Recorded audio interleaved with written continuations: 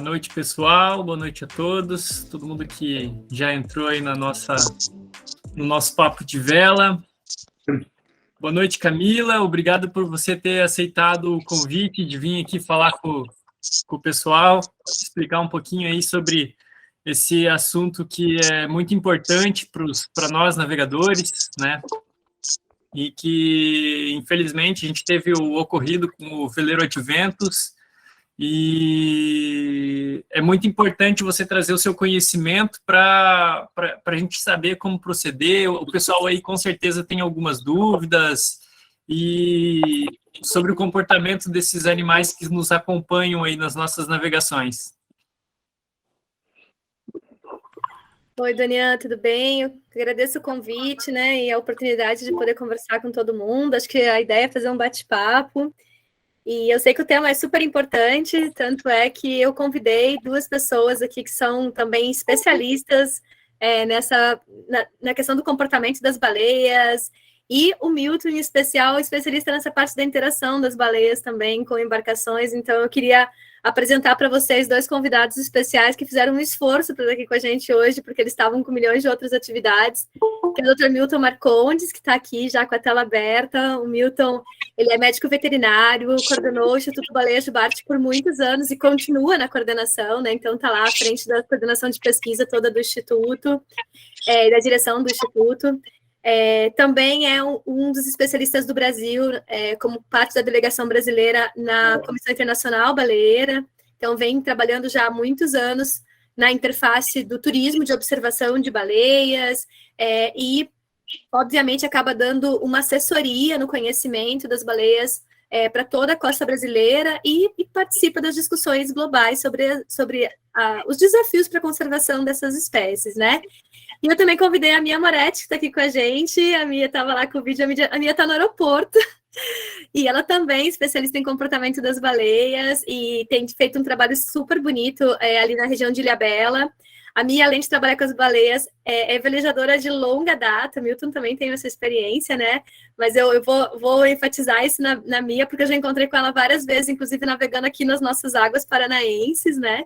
E eu acho que é importante essa visão de quem trabalha com a pesquisa com as baleias, mas que também tem a experiência da vela, para incrementar esse bate-papo que a gente vai fazer hoje, né? Eu sei que o tema está em voga, né, por conta desse acidente, que até posso já adiantar para vocês que ainda não está muito claro se foi uma baleia e nem de que espécie ela seria, e nem o que aconteceu com ela, né, depois desse encontro. Mas tem diversos outros registros de interação de embarcação com baleias, e com golfinhos também, principalmente, por exemplo, orcas, que são, né, do grupo dos golfinhos, e que traz uma série de desafios e de curiosidades mesmo, né, de entendimento do porquê essas interações acontecem, como elas acontecem, quais são os riscos existentes nesse tipo de interação, e o que a gente pode fazer, né, como navegador, para evitar a colisão e, obviamente, de alguma forma também ajudar na proteção dessas espécies. Então, eu queria dar boa noite, gente, a todos vocês, e aí abrir a palavra rapidamente para que o Milton e a Mia se apresentem. Milton, se você pudesse apresentar, falar umas palavras para a gente, seria super bom. Boa noite a todos, agradeço o convite. Acho que a melhor forma realmente de prevenir acidentes e fazer uma navegação segura é com conhecimento. Então, acho que a ideia hoje aqui é a gente discutir um pouco, conversar um pouco, tentar entender o que aconteceu e tentar ver como a gente vai ter que conviver com essa situação nova de ter muitas baleias por aqui. Então, eu estou à disposição. Obrigado. Muito obrigada, Milton. Até para vocês saberem, pessoal que está aqui, né, na live com a gente, o Milton também está em Ilhabela agora, chegou hoje correndo, já veio atender a gente nesse pedido, mas eles também vão conversar com o pessoal do Yacht Club de Ilhabela, que tem um grupo grande de velejadores e de pessoas que realmente estão no mar com bastante frequência, né? Sobre essa questão também das interações com as baleias, a presença das baleias na região. Então, é uma preocupação, eu acho que de todos, né? E que vem crescendo nos últimos anos. Mia, se você pudesse apresentar rapidamente. Oi, pessoal, boa noite. Desculpa que eu estou no aeroporto mesmo, voltando aí para Ilhabela. Semana que vem já estou em Ilhabela. Mas realmente foi um incidente que aconteceu, que deixou todo mundo super preocupado. os velejadores e também nós, biólogos que trabalhamos com as baleias há tantos anos, né? Uma das coisas que o Milton sempre fala é a gente está crescendo e envelhecendo, vendo a população de baleias jubarte crescer, ainda bem, né? Porque elas foram quase dizimadas no século passado, a gente quase ficou sem baleias jubarte, e agora a gente tem que aprender, e elas também, a viverem num mundo cheio de coisas que não existiam quando a população delas era grande, né? Então a gente tem que aprender a viver com elas, e elas têm que aprender a viver num mundo cheio de coisas novas, né? Que não tinham antes. Sou uma apaixonada por baleia, muitas dessas imagens que a gente viu, se fosse nós, a baleia do lado da embarcação, a baleia chegando perto para nos observar, a gente já está adorando, né? Não ia ter esse medo, não ia ter nada disso. Então foi muito chato esses incidentes, e como a Camila falou, a gente nem sabe ao certo de verdade o que foi que aconteceu, né? Então, de tanto tempo no mar, tanta experiência no mar, isso é uma coisa raríssima de acontecer, né?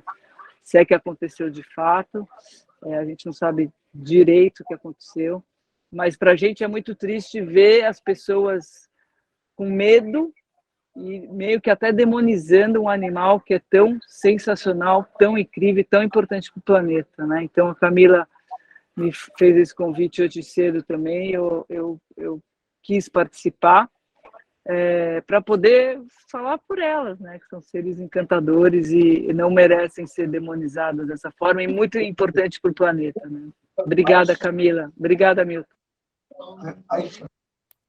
Imagina, a Mia e Milton, agradeço muito por vocês estarem aqui. Eu tenho certeza que vocês vão ajudar a tirar várias dúvidas. Eu vi que o pessoal estava com várias perguntas, várias dúvidas aí sobre essas ocorrências de interação, né? Bom, gente, eu queria colocar para vocês, eu fiz uma apresentaçãozinha bem curtinha, com 6, 7 slides, só para a gente ter alguns pontos em mente de maneira conjunta, assim, mas para trazer todo mundo para a mesma página. E acho que a partir dessa apresentação pequena, a gente faz um bate-papo mesmo, sabe? Porque eu imagino que é mais fácil a gente resolver e dialogar sobre as dúvidas do que eu ficar aqui trazendo um histórico para vocês. Mas mais para vocês saberem, a Comissão Internacional Baleeira, que é uma convenção internacional do qual o Brasil é signatário, é parte, ela tem um grupo de avaliação sobre interação de baleias com embarcações. Obviamente que a maior parte das avaliações feitas são relacionadas às interações com navios, né? São as interações que ocorrem tanto em zona oceânica como em zona costeira, mas com navios. E essas interações, até eu sei que a Mia e o Instituto Viva, né, o qual ela coordena, fizeram uma tradução até, trouxeram um resumo de um artigo que mostra essas interações desde 1890, quantas interações aconteceram, o que a gente tem confirmado em termos de registros, né?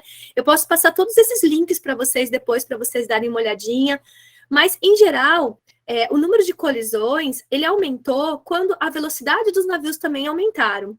Mas a gente não vai falar de navio aqui hoje, a gente vai falar de embarcações menores, né? Que não tem velocidade de cruzeiro tão alta, 15 nós, 14 nós. A gente, em geral, faz a velocidade de cruzeiro um pouco mais baixa.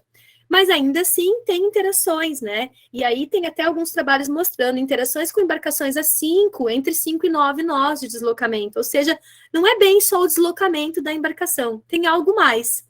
E acho que esse algo mais é muito do que a Mia e o Milton trouxeram. Envolve um aumento do número de baleias e a concentração de baleias em algumas regiões, mas também uma condição de poluição sonora, uma condição de outras atividades que estão acontecendo nesse mesmo ambiente, que podem gerar tanto a confusão, né, na forma de deslocar, de navegar das baleias, como pode gerar também uma redução do próprio ambiente desses animais. Então, eu vou compartilhar com vocês rapidamente uma apresentação, só com alguns pontos, para a gente não perder muito tempo mesmo, tá? E aí a gente segue com o bate-papo. Se alguém já quiser fazer alguma pergunta, fica à vontade, tá, pessoal? Eu acho que para organizar a questão das perguntas, se alguém tiver alguma dúvida, apertar no ícone de levantar a mão ali no Google Meet, que daí a gente vai organizando, né? Para não cortar você também. Perfeito, perfeito, Doni. Acho que pode ser assim, sim. Eu só tô...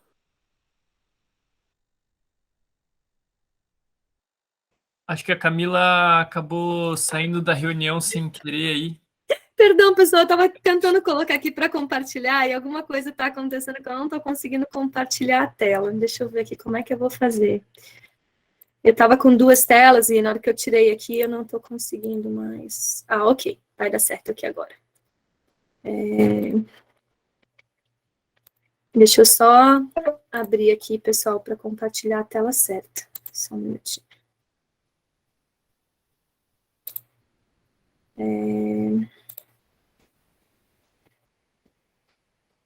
Que estranho, por algum motivo eu não estou conseguindo compartilhar com vocês. Deixa eu ver se eu consigo fazer de outra forma aqui. Doni, se eu te mandar por aqui, tu consegue compartilhar daí? Porque por algum motivo eu não estou conseguindo compartilhar daqui. Consigo sim. Tá, então eu estou te mandando pelo WhatsApp, que eu acho que é mais fácil, pode ser? Pode. Tá.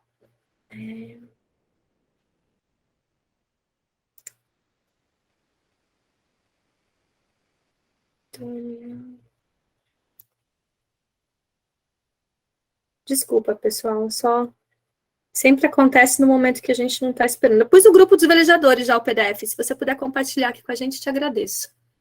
Tá, só um momento que eu já estou abrindo aqui. Tá. Só porque por algum motivo não está abrindo na minha tela de jeito nenhum.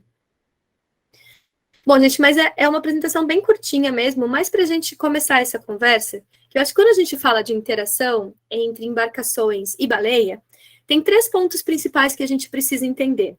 Um é a ocorrência, a abundância e a densidade dos animais, né, Milton? Acho que até um dos pontos que a gente conversou. A gente precisa saber onde estão as baleias.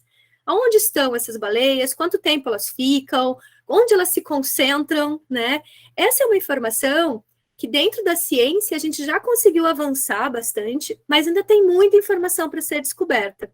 E a gente vem passando por um período de mudanças nessas áreas de ocorrência, nessa abundância, que seria a quantidade de animais, e na densidade, que seria a quantidade de animais dentro de uma área específica, né?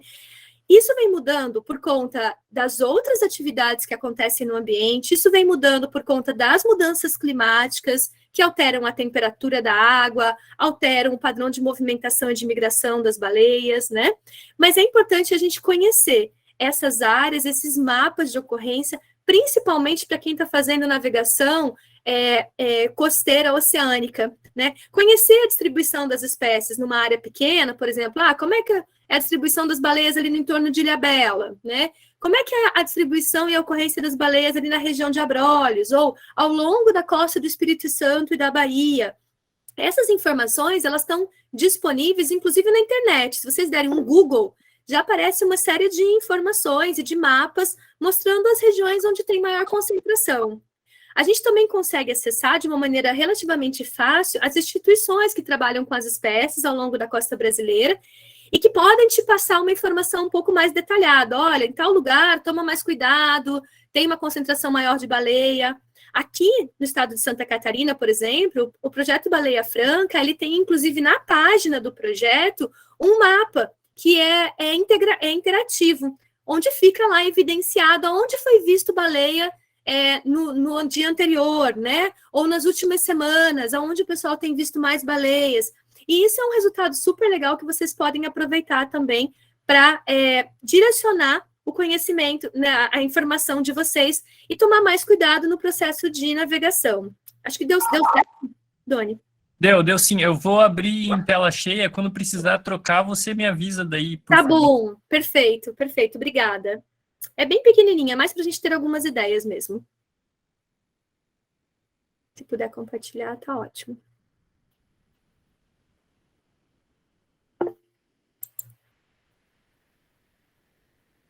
Ricardo, se tu quiser já trazer tua pergunta, pode trazer, senão eu começo aqui mostrando a apresentação e a gente segue, como você achar melhor.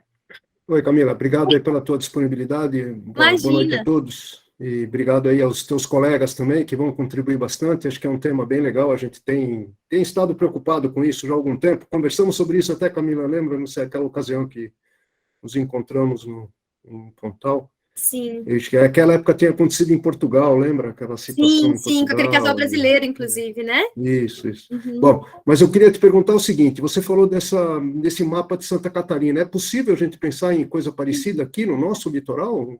Sim, para o litoral do Paraná, sim. Inclusive, a gente tem interesse em fazer esses mapeamentos, mas a gente não tem muita ocorrência de baleia aqui no nosso litoral. As ocorrências ainda são bem oportunísticas para as baleias aqui na nossa costa, tanto na zona de mar aberto, como na zona interna. A gente teve poucas ocorrências de baleias na área interna e, infelizmente, a gente já teve um acidente aqui no litoral do Paraná com baleia franca e uma lancha.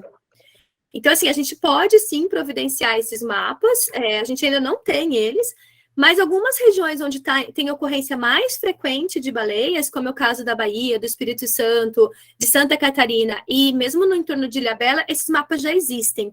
Eu vou abrir só para o Milton dar continuidade. Eu vi que o pessoal do Sopro também pediu aqui a palavra, e aí a gente vai construindo essa discussão. Mas não só para baleias, Ricardo, para os golfinhos também é importante esse mapeamento, sabe?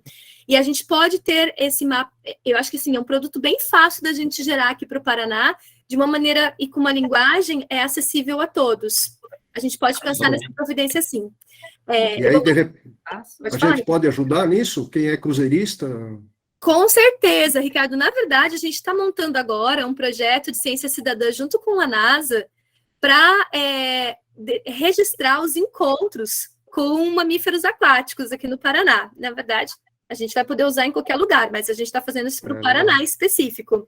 E a ideia é exatamente que vocês tenham a oportunidade de registrar os encontros com mamíferos aquáticos, com tartarugas, com espécies ameaçadas, e a gente conseguir construir mapeamentos participativos mesmo, sabe? Legal, obrigado. Tá? Mas isso vai ser legal, eu acho, da gente dar continuidade na nossa conversa, porque esse é um mecanismo de aumentar a comunicação e de aumentar o nosso cuidado com áreas específicas e de maior concentração das espécies. Milton, vou passar para ti. Você estava pedindo depois para o pessoal do Sopro, antes de passar o próximo slide. Acho que só para dar uma contextualizada para o pessoal, eu vou falar muito de jubarte, que é a espécie com que eu tenho mais experiência, né? Em 1830, a gente tinha uma estimativa baseada no número de baleias que foram caçadas, que a população aqui no Brasil de jubarte era de mais ou menos umas 27 mil. Eu acho que isso aqui não é um número preciso, mas dá uma ideia de ordem de grandeza. A gente tinha mais ou menos umas 27 mil jubartes aí há uns 200 anos atrás. E aí a caça foi se intensificando, até aproveitando que a gente está falando com velejadores, né, tem aquele livro do Joshua Slocum, A Viagem do Liberdade, né, que ele naufragou aí em Paranaguá, construiu um veleiro e saiu, lançou ele ao mar dia 13 de maio de 1888, batizou de Liberdade, e ele relata que ele fundeou em Arraial do Cabo, lá no Rio de Janeiro, e uma baleia colidiu com o barco dele, só que o barco dele, naquela época, ele construiu com madeira de lei, que ele ia lá na mata e cortava. Então, quer dizer, não é uma coisa nova. Mas aí as jubartes e as baleias, de modo geral, foram muito caçadas no século XX, e quando a caça foi interrompida na década de 60, a caça da jubarte, a estimativa é que tinham sobrado mais ou menos umas 500, 800 baleias. Aí, com todas as medidas de proteção que foram adotadas, a população veio mostrando sinais de recuperação lentamente, e agora, nos últimos anos, a gente já tem falado algo em torno de 20 a 25 mil baleias. Jubartes aqui no Brasil. Então, a gente está voltando a um cenário de baleias de 200 anos atrás, que é bom, né? Porque ela traz turismo, ela traz nutrientes da Antártida para cá e ajuda a fertilizar os mares aqui do Brasil, ajuda a produção de oxigênio através do plâncton, né? Que se alimenta das fezes dela. Mas, ao mesmo tempo, a gente está num cenário que tem muito mais ocupação do mar hoje em dia, tanto por grandes navios, como por pescadores e por velejadores. Então, acho que agora, essa geração que está usando o mar, seja de baleia, seja de ser humano, precisa arranjar formas agora de como conviver. E aí, nesse aspecto, eu acho que essa questão de entender quais as áreas, quais os locais, quais as épocas que a gente tem concentração maior de baleia é fundamental. Perfeito, Milton. Acho que é isso aí mesmo que a gente... É por esse caminho que a gente tem que trilhar, né? E até eu tinha trazido esse slide mais inicial aqui para a gente conversar um pouquinho, que é exatamente, a gente tem que saber a ocorrência, a abundância, a densidade, a gente tem que conhecer as rotas de navegação e o comportamento natural desses animais, até para que a gente entenda um pouco melhor o que a baleia vem fazer perto do barco, né? Por que as orcas vêm tão perto das embarcações? Por que quando a jubarte chega próxima, ela salta, né? O que eu posso esperar quando vem uma baleia com um filhote, por exemplo, né? Será que é um comportamento diferente? Então, é importante a gente conhecer um pouco desse comportamento, e a gente, obviamente, a gente não está falando que todo mundo aqui tem que se tornar pesquisador de baleia, mas é legal para a gente que está no mar, né, e que está embarcado e que passa vários dias e que se distancia da costa, a gente conhecer um pouco do comportamento desses animais é parte do conhecimento básico, né, de quem quer ter uma boa qualidade de travessia mesmo, né, de passeio e de segurança também ao longo desse passeio.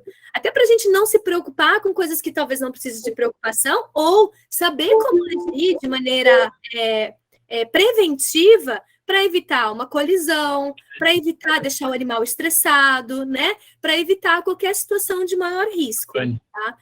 Eu vou continuar compartilhando alguns links com vocês aqui pelo chat.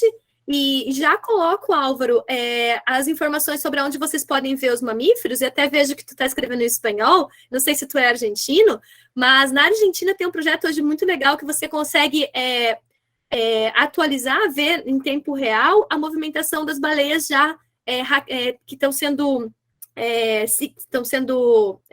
rastreadas. Trackings, estão sendo rastreadas, exatamente. Com tag. Camila, o Sopro está pedindo a palavra aí também. Claro, pessoal do Sopro, por favor, pode trazer. Perdão por demorar para passar a palavra. Tudo bem, é o Marcelo que está falando do veleiro. Sopro. Oi, Marcelo, tudo bem? Tudo bem. Quando você estava conversando com o Ricardo, e aí ele te fez a pergunta sobre se no Paraná a gente poderia ter esse mesmo tipo de informação, e aí você traz a resposta de que a gente não tem muita incidência. E agora há pouco você usou uma palavra que eu achei legal, de rotas, né? Conhecer as rotas. No Paraná, elas migram, então, obviamente, elas saem do sul, sobem e depois retornam para o sul novamente, elas passam na nossa frente. Essa rota é uma rota que, pelo Paraná, ela é muito longe da costa, e por isso a gente tem pouca incidência da visão dela no contato com as embarcações, e de quanto é essa distância por a gente ter essa pouco contato com elas por aqui. Ótimo, ótima colocação. Doni, se você puder passar o próximo slide, talvez me ajude um pouquinho também na resposta, só para eu dar continuidade. Bom, primeiro, assim, a rota das baleias jubartes, até o que a gente conhece, animais que foram rastreados com transmissores por satélite, ela passava mais distante, bem mais distante da costa nessa região sudeste e sul do Brasil. Então, se a gente olhar nesse mapinha, eu sei que está bem pequenininho, mas depois eu mando a apresentação, já mandei em PDF ali no grupo, vocês vão ver que o deslocamento das jubartes, e tem vários outros trabalhos que mostram essa parte de deslocamento, elas saíam da região das Ilhas Sanduíches, ali na região da Antártica, e elas subiam para a costa brasileira, encostando já bem na região do Rio de Janeiro, e depois elas iam mais próximas à costa. Mas, nos últimos anos, a gente tem tido muito mais baleia jubarte bem próxima da costa, aqui na região sudeste e sul do Brasil. Tanto é que o ano passado, o Milton pode falar isso um pouco melhor, porque ele compilou esses dados, a gente teve mais de 200 animais encalhados na região sudeste e sul do Brasil, desculpa, na costa brasileira, e muitos encalhes de jubarte na região sudeste e sul. O que eu posso te dizer, não é que a gente não tem muita ocorrência de baleias, de maneira geral, na costa do Paraná, mas elas passam... são poucos indivíduos que passam próximos da costa. A gente já teve ocorrência de baleia franca, de baleia jubarte, de baleia de Braide, de baleia sei, de baleia mink, muitas ocorrências de baleia mink, por sinal que são as menorzinhas, mas comparado com outras áreas, a nossa ocorrência é oportunística. Ainda, a gente não tem uma área de reprodução dos animais aqui, né? E nem uma área de alimentação. Então, eles não ficam concentrados na região.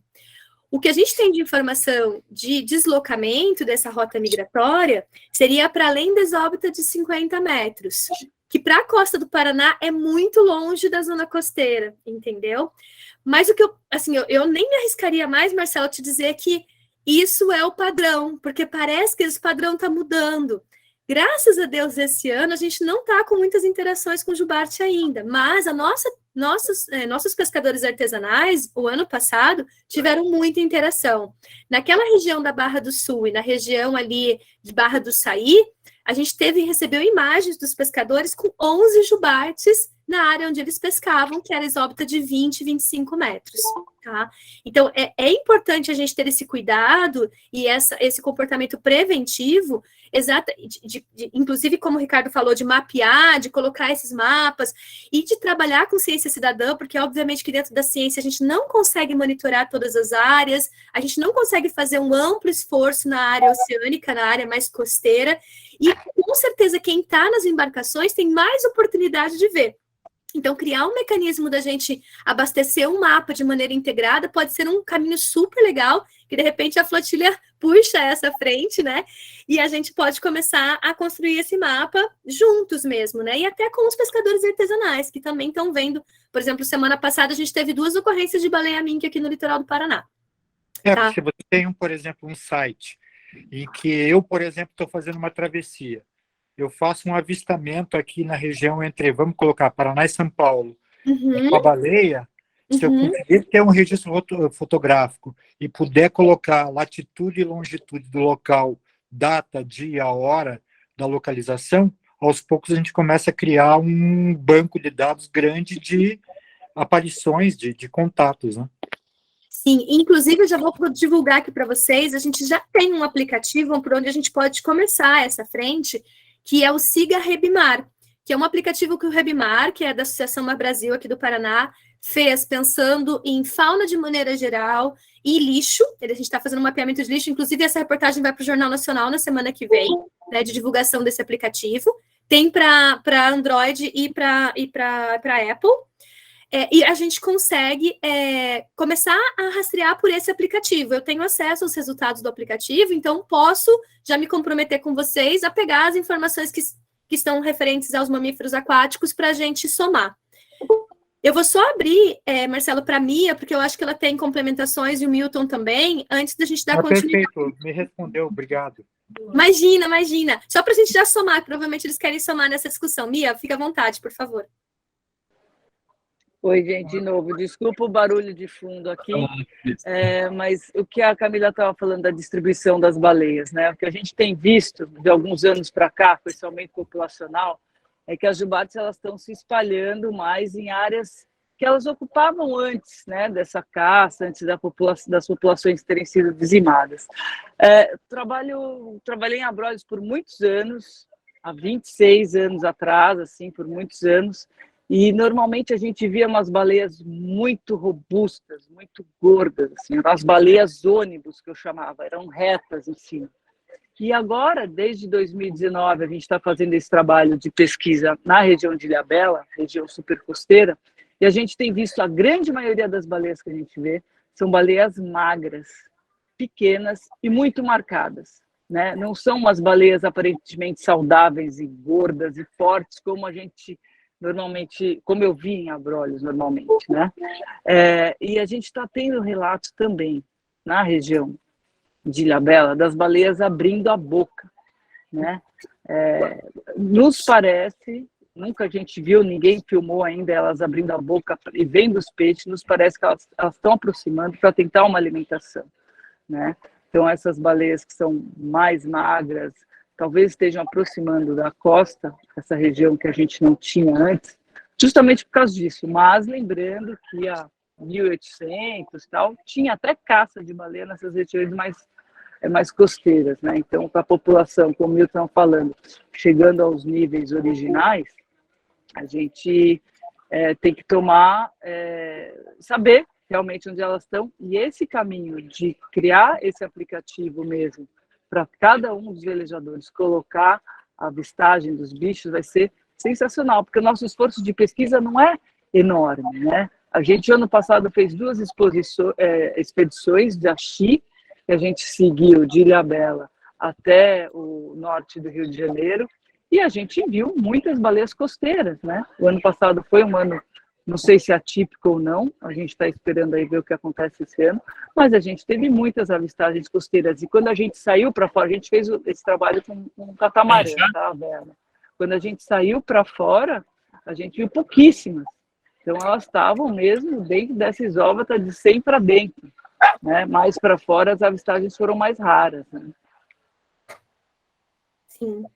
Eu acho que esse é um ponto bem importante, assim, das jubartes estarem reocupando áreas onde elas ocuparam no passado, gente, e a mesma coisa com as baleias francas, né, e provavelmente a mesma situação para outras espécies de baleia.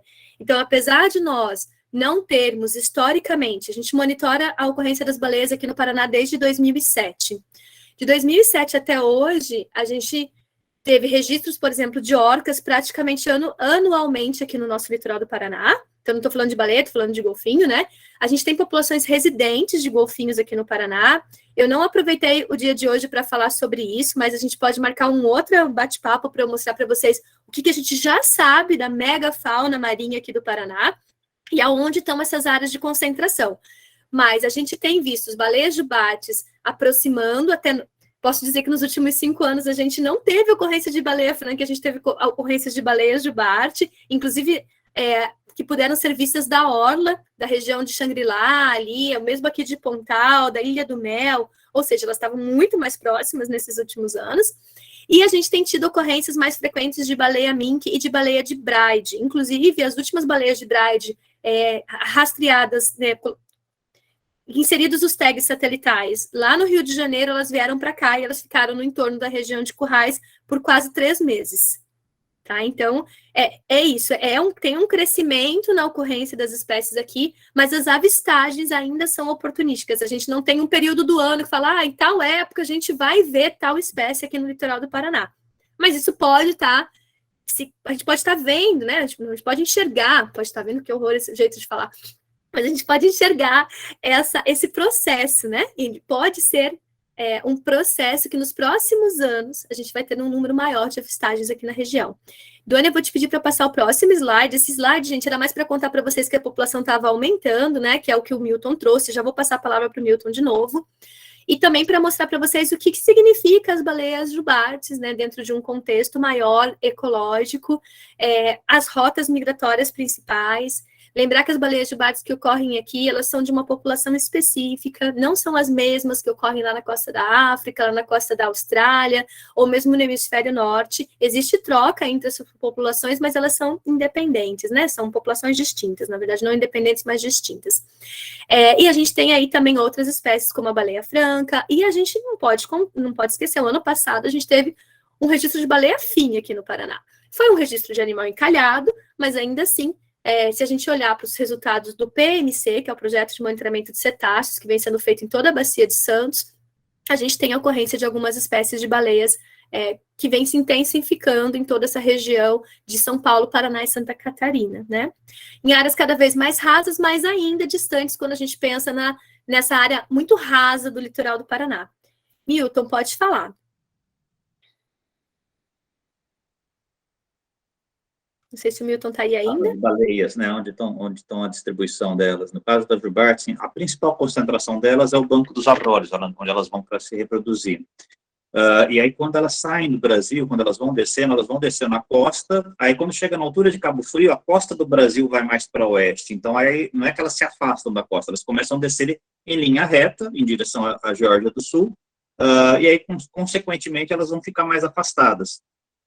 Só que com esse crescimento da população, talvez a gente tenha alguns indivíduos chegando mais perto da costa, e a gente também está tendo situações atípicas, anos que, por exemplo, nem ano passado, que as jubartes ficaram todas aí para o litoral de São Paulo, Santa Catarina, Paraná. De um modo geral, né, para vocês que estão no mar, quando elas vêm aqui para o Brasil, elas procuram águas mais rasas, águas assim, dentro da isóbata de 500 metros, da plataforma continental, mas até mais raso do que isso. Principalmente fêmea com filhote. Fêmea com filhote tende a ficar em água um pouco mais rasa, né, 60 metros, 40 metros, 30 metros lá em Abrolhos, 20 metros às vezes, e a fêmea com filhote, ela fica mais tempo na superfície, porque o filhotinho precisa respirar mais e ele precisa descansar durante mais tempo.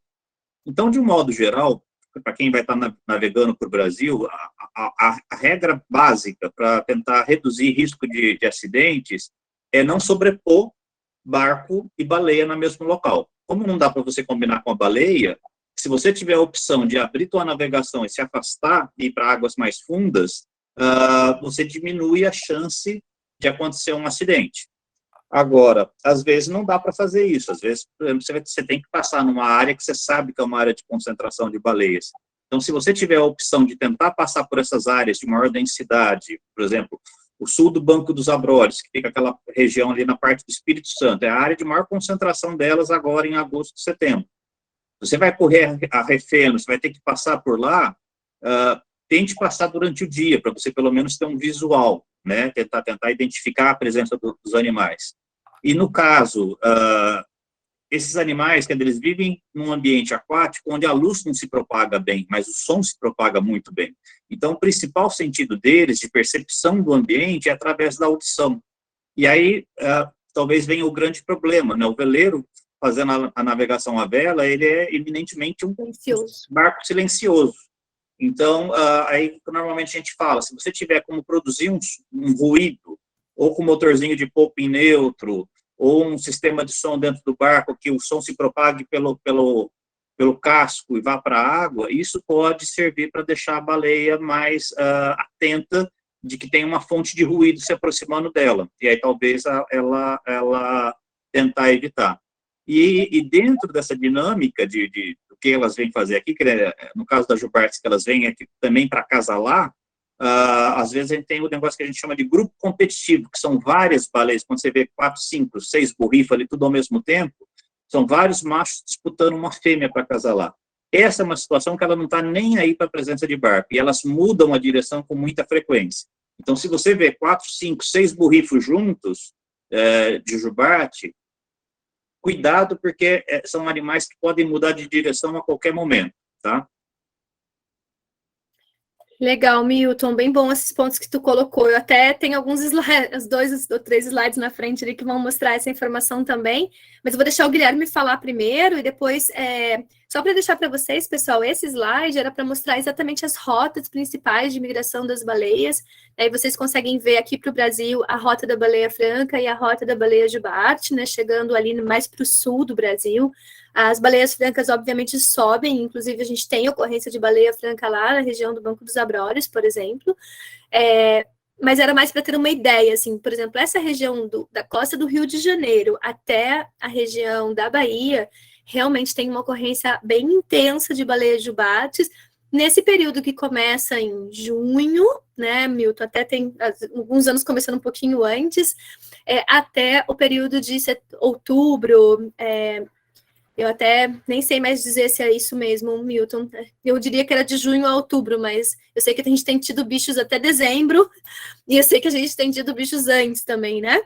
Esse ano as primeiras foram vistas por aqui em abril ainda, mas ainda em pequena quantidade. Normalmente a gente pode falar de junho a novembro, que é o período que elas estão aqui, mas tem variação de um ano para o outro. Tem ano que elas vão embora mais cedo, tem ano que elas ficam um pouquinho mais. Exato. E aí, gente, uma preocupação maior nesses períodos onde a gente está falando que os animais se agregam para a reprodução. Antes de passar para o Guilherme, só queria passar o próximo slide rapidinho, Doni, se você puder passar para a gente. Ali, aquele mapinha pequenininho era de Ilhabela, tá, gente? Vocês podem depois já conseguir o mapinha, tanto o pessoal do Viva, que é a instituição que a Mia coordena, como o pessoal do projeto Baleia à Vista, que é coordenado pelo Júlio, que é um navegador de mão cheia aí também. Eles já trazem esses mapeamentos de áreas de ocorrência e informações sobre a presença das baleias ali naquela região do entorno de Ilhabela. Eu queria trazer esse slide rapidamente, mais para a gente pensar que as interações acontecem, mas a gente tem muito mais danos quando essas interações acontecem para as baleias do que para as embarcações. Esse registro que foi feito pela IWC, de mais de 405 casos que envolveram mamíferos aquáticos, né, cetáceos, baleias e golfinhos, e embarcações que não eram navios, em geral, 7% só desses eventos tiveram danos para as embarcações. Mas, se as embarcações estavam em alta velocidade, elas provavelmente causaram a morte dos animais, né? Ou a morte ou danos como esse que vocês podem ver numa cachalote, né, que teve perda de cauda, jubarte com essas marcas. Essas marcas são bem de interação com o navio, ou seja, com embarcações grandes. Mas com embarcações pequenas, as interações tendem a deixar pequenos danos nos dois lados, né? Mas ainda são pouco registrados. Eu dei uma lida boa nesses últimos dias aí sobre a questão das interações com orcas, principalmente, porque é o que tem se discutido também com bastante força, por conta dos eventos de perseguição das orcas nas embarcações, né? Que é a forma como a mídia traz. E que traz alguns danos pequenos, mas bem preocupantes, por exemplo, em leme, né? Então, a mordida em leme, ou elas destroem o leme, elas não causam nenhum dano no restante da embarcação, mas elas causam danos especificamente nessa região do leme da embarcação. E aí eu acho que tem alguns pontos para a gente conversar, que é essa questão da curiosidade desses animais, que eu acho que é um ponto bem importante trazer para vocês. Os mamíferos aquáticos, de maneira geral, como nós, têm muita curiosidade. Então, eles se aproximam da embarcação para saber o que é aquele objeto navegando, né? A gente tem essa questão dos veleiros que não tem barulho, então, às vezes, o animal se aproxima e não percebe quando se percebe, já está muito próximo, tá? Mas é importante lembrar a todos vocês que as baleias, elas têm uma boa visão, tá? Então, para enxergar dentro e fora d'água, e elas também têm uma alta capacidade de identificar sons e de se comunicar por sons. Então, não só o barulho da embarcação pode ajudá-las a se nortear melhor, mas o barulho também pode ser uma fonte de curiosidade. E para as orcas, isso tem sido bastante discutido, assim, o quanto o barulho dos barcos, mesmo que seja um barulho mais baixo ao nosso ouvido humano, ele pode ser um atrativo de curiosidade para as orcas, tá? Então, assim, acho que conhecer um pouco mais do comportamento das espécies é legal, porque, assim como o Milton falou, olha, eu estou num veleiro, tem baleias chegando próximo, liga o motorzinho no neutro, pelo menos para ter um barulho e ela conseguir te identificar. Se forem orcas, a indicação é não liga nenhum barulho, porque você vai chamar a atenção dela e vai deixá-la mais curiosa. Então, são coisas interessantes para a gente também discutir e, obviamente, a ciência ainda tem muito para avançar nesse ponto. Guilherme, não vou te deixar esperando mais com a mão levantada. Faz sua pergunta e eu vou pedir para o Doni passar o próximo slide, que eu acho que vai ser importante para a gente também. Obrigado, boa noite a todo mundo. A pergunta é sobre o som mesmo, com relação ao ultrassom, né? Eu tenho aquele ultrassom anti-craca no meu veleiro. Eu até conversei com o fabricante, ele diz que estão em testes, unidades dele com 40 kHz no Chile. No caso lá é para leão marinho, afastar leões marinhos e focas, que se alimentam do salmão lá em cativeiro. E se tem algum conhecimento, assim, ou seja, ligar o som, tem algum som específico que atraia ou que repila, não sei se repelir, mas esses animais poderia ajudar? O ultrassom é melhor, o som grave é melhor, o som agudo é melhor? Bom, Guilherme, a gente usa um dispositivo acústico exatamente para afastar os animais, por exemplo, de redes de pesca ou de áreas de risco.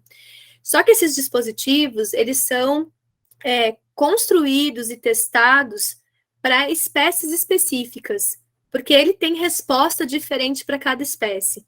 Por exemplo, para repelir baleia, é melhor você ter dispositivos de infrassom, que trabalhem com um nível acústico de frequência mais baixa, tá? Porque é onde elas se comunicam com maior frequência.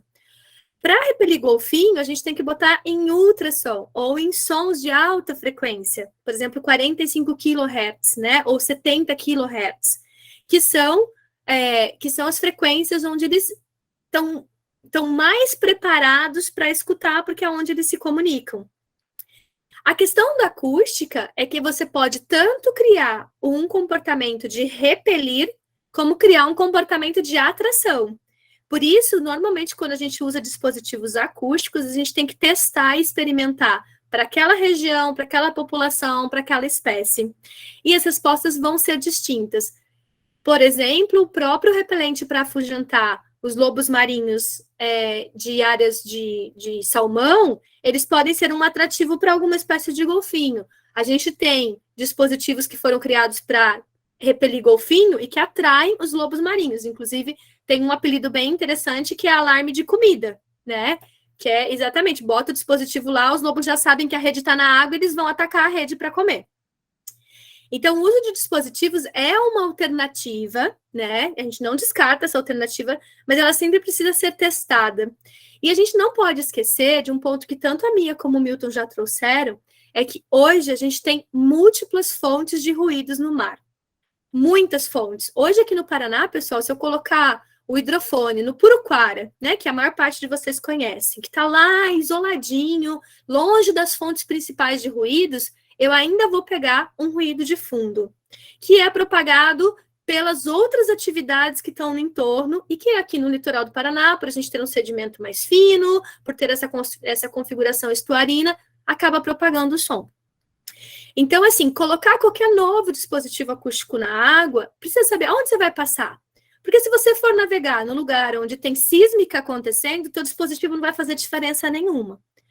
Mas, de repente, eu vou colocar o dispositivo numa área específica e que deve ter um efeito legal, entendeu? Então, vale a pena testar experimentalmente, como uma proposta de pesquisa. Eu acho que isso vale.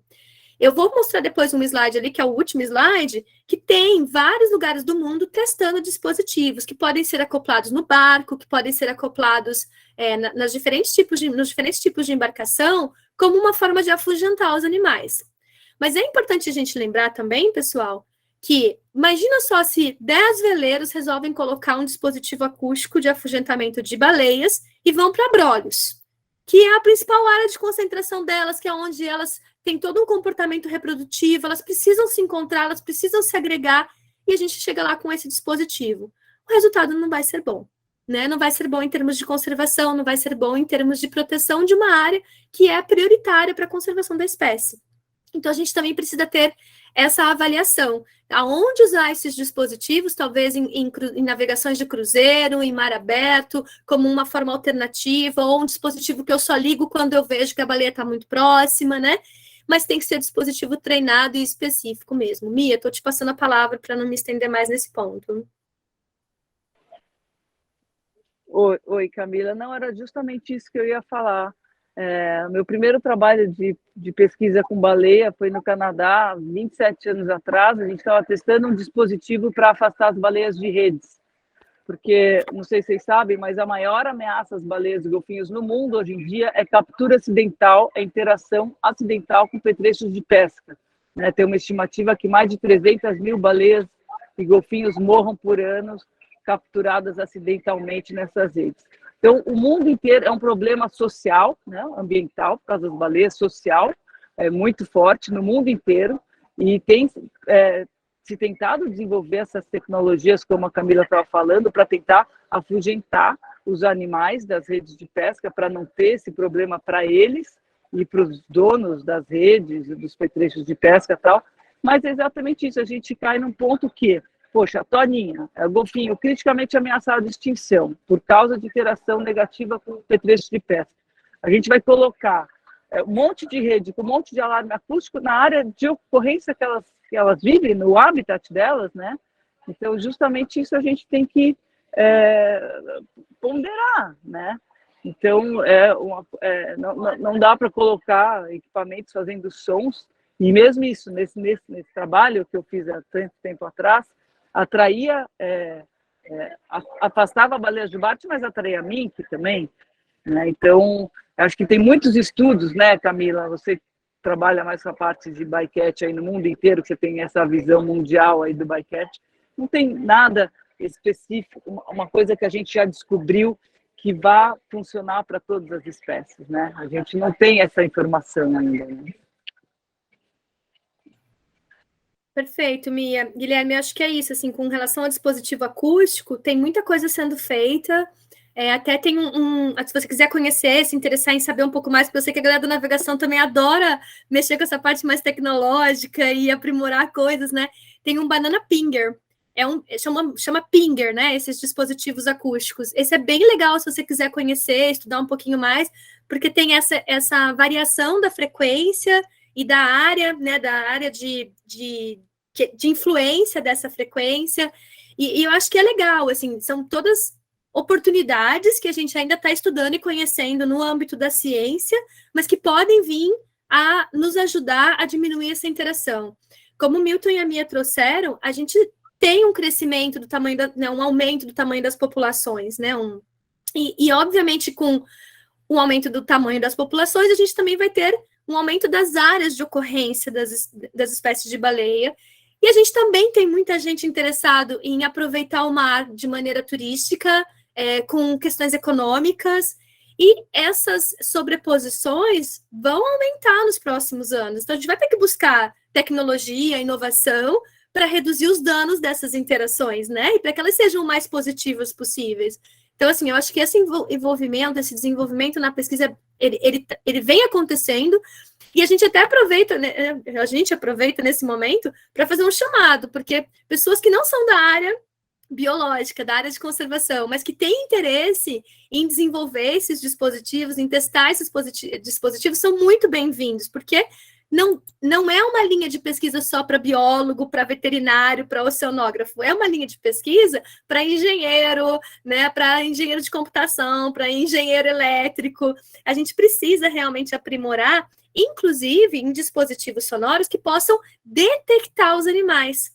Porque essa é uma coisa muito legal. Eu posso usar um dispositivo no meu barco que me ajuda a detectar a presença de um golfinho ou de baleias na área. E aí eu posso mudar a forma de navegação, a velocidade de deslocamento, posso trazer um comportamento para a embarcação que vai reduzir uma interação negativa e vai, inclusive, propiciar uma interação positiva.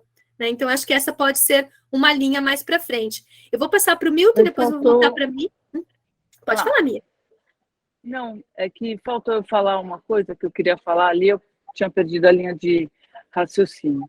A gente está, logicamente, está todo mundo preocupado, tal, mas como você estava falando, a gente tem foi um caso que a gente nem sabe ao certo, não tem uma certeza absoluta que foi uma interação negativa com a baleia, né? A gente não está certo ainda. Então, o número desses encontros é um número muito pequeno, a estatística ainda é muito pequena, então acho que a gente está fazendo um alarde de uma coisa que é uma loteria, uma agulha no palheiro. Não sei, logicamente tem que ter cuidado, esse assunto veio à tona, tal, mas um caso, 2, 3 são pouquíssimos, a estatística é muito pequena, né? Então, acho que a gente está se preocupando muito, essa coisa do falta de conhecimento, né? Acho que rodou aí o vídeo do pescador falando que a baleia estava perseguindo, que a baleia atacou. Poxa, quisera nós que gostamos dos bichos tivesse uma baleia acompanhando, né? Tem um trabalho recente que mostra que as baleias, assim, a jubarte foi vista, assim como os golfinhos querendo fazer bull riding, né? Ir para a proa da embarcação, talvez para ajudar no deslocamento dela. Então, são as visões diferentes, né? Liberam um vídeo falando que a baleia está atacando, que está perseguindo, não sei o quê. Se fosse eu numa embarcação, ou o Milton, a Camila, ou qualquer turista, ia falar, poxa, que legal, a baleia estava nos acompanhando. Né? Então, tem esse outro lado que a gente tem que ver também. Obrigada, Camila. Faça para o Milton.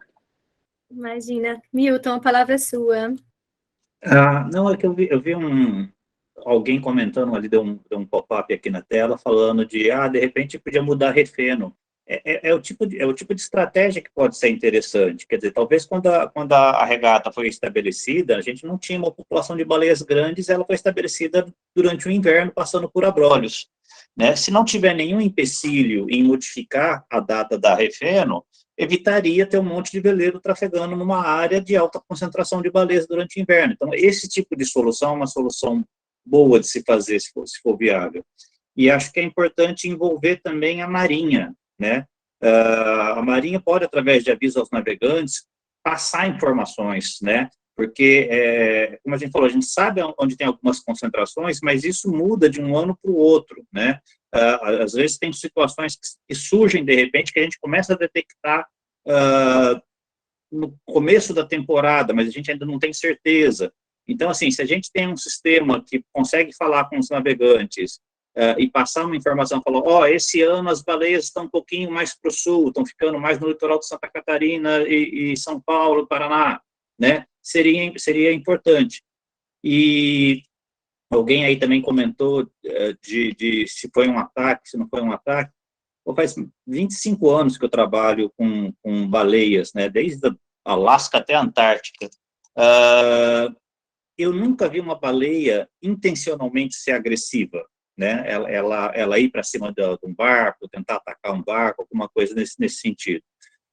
Mas a gente está falando de um bicho que pesa dezenas de toneladas, né? A jubarte 35 toneladas, a franca mais de 50 toneladas, outras até maiores ainda, e elas podem reagir, né? Então, por exemplo, às vezes a gente faz biópsia, né? A gente dispara uma flecha para tirar um pedacinho de pele e gordura, um pedacinho de 2 centímetros, 3 centímetros, e às vezes as baleias reagem. Então toda vez que eu vou fazer uma biópsia, eu tenho que ter a certeza que se ela der uma reação, eu estou numa distância que ela não consegue acertar a minha embarcação. Então é importante a gente saber que sim, baleia não é agressiva, não é um bicho que parte para cima, não é que nem elefante lá na África, que às vezes parte para cima dos carros lá do pessoal que está fazendo turismo, mas é um animal muito grande, muito pesado, e a gente tem que tomar algum cuidado quando está perto de uma baleia, né? Tipo isso, manter uma distância de segurança, né? Não achar que é um bichinho que você pode ir lá e querer chegar perto dele, passar a mão nele, que não vai fazer nada.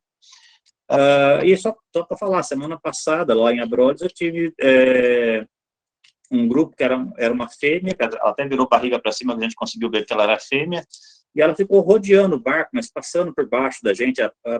Eu estimei mais ou menos uns 10 metros de comprimento ela, e o barco que eu estava tinha 13 metros, mas assim, ela ficou rodeando a gente, curiosa, e não aconteceu nada, né? Então, assim, acho que quer falar um pouquinho isso, que elas não são agressivas, mas, né, mantêm uma certa distância de segurança. Então, acho que esse é um ponto bem importante que a gente tem que trazer, né? Elas não são agressivas, obviamente, mas, por exemplo, numa área de concentração de fêmeas com filhote, elas têm um intenso cuidado parental. Isso é uma coisa que todo mundo também tem que lembrar, né? Assim como a gente cuida dos nossos filhotes, elas vão cuidar dos filhotes delas. Então, assim, por exemplo, uma embarcação, o filhote é muito curioso, gente. Se vocês já tiveram a oportunidade de estar numa região onde tem fêmeas com filhotes, seja de franca, seja de baleia jubarte ou de qualquer outra espécie, os filhotes tendem a chegar próximo da embarcação. Eles querem ver, eles inclusive colocam os olhos para fora, ficam de lado, colocando os olhos para fora para ver a embarcação. E nesse momento, o adulto pode, num processo de cuidado parental, querer entrar entre a embarcação e o filhote, para afastar o filhote da área, né? Então, a gente tem que conhecer o comportamento da espécie, porque é isso, ela não está sendo agressiva com o barco, ela só está querendo afastar o filhote dela de uma situação que pode gerar um risco, né? Então, assim, é claro, momentos onde embarcações, principalmente lancha, que tem essa possibilidade de velocidade, de aumentar a velocidade muito rápido, né, de avançar muito rápido, eu já tive a infeliz oportunidade de ver situações onde as lanchas perseguiram fêmeas com filhote, né, para chegar perto, para fazer foto, aquela coisa, eu preciso da selfie do meu barco com a baleia, né, e obviamente que a baleia franca que estava com o filhote não ficou confortável, e o comportamento das baleias é bater cauda, é bater caudal, é bater peitoral. E como o Milton falou, é um animal de 15 metros, de 18 metros, né? São animais grandes, são animais pesados. E uma batida de nadadeira caudal ou de nadadeira peitoral pode, sim, gerar uma ondulação grande. E, obviamente, que se estiver muito próximo da embarcação, pode causar um acidente. Então, é importante que nós, que estamos ali cientes do processo, mantemos um afastamento. Eu vou mostrar daqui a pouquinho aquele slide das regras pela legislação brasileira, inclusive, mas é isso, manter pelo menos 100 metros de distância, não cortar a frente de deslocamento dos animais, manter o motor ligado, mais desengrenado, para que tenha o barulho, para que ela consiga localizar onde está a embarcação, né? Não seguir fêmeas com filhote, né? Não seguir os animais, na verdade, de maneira geral, mas principalmente fêmeas com filhote. E um cuidado que a gente precisa ter é com esses grupos competitivos, por exemplo, como o Milton trouxe, porque é um grupo de machos que está competindo por fêmea, ele está ali no calor do momento e ele não vai ficar observando se o barco está passando perto ou está passando longe, né? Então tem essa questão, ou mesmo em áreas, por exemplo, de alimentação de baleias de Barents. Eu vi que tem algumas pessoas aqui que já navegaram para a região antártica, porque já navegaram para a região da Patagônia mesmo, onde é a área de alimentação de Franca, ou tiveram a oportunidade de navegar no Pacífico, ou em outras regiões onde tem áreas de alimentação. Às vezes o animal, no frenesi do processo de alimentação, ele também não consegue cuidar da distância dele com a embarcação. Mas eu relembro, esses animais são muito inteligentes dentro do processo de enxergar, de reconhecer pelo som, né? E a gente tem um caso até muito interessante de uma pesquisadora que estava num processo, né, numa coleta de dados, e o filhote se encantou com ela, se aproximou dela, e a fêmea passou entre ela e o filhote, com uma leveza e um cuidado para não causar nenhum tipo de embate, né? Que é incrível, que mostra a capacidade desses animais de lidar com essas situações. Mas há momentos e comportamentos onde o grupo ou o indivíduo não estão com a mesma atenção ou a embarcação deixa de ser o mais importante. E é por isso que a gente tem que estar atento também. Eu não sei se o Milton queria completar isso, mas o Leco levantou a mão. Leco, vou te passar a palavra, e daí qualquer coisa o Milton e a Mia, se quiserem complementar nesse caso. Leco, fica à vontade.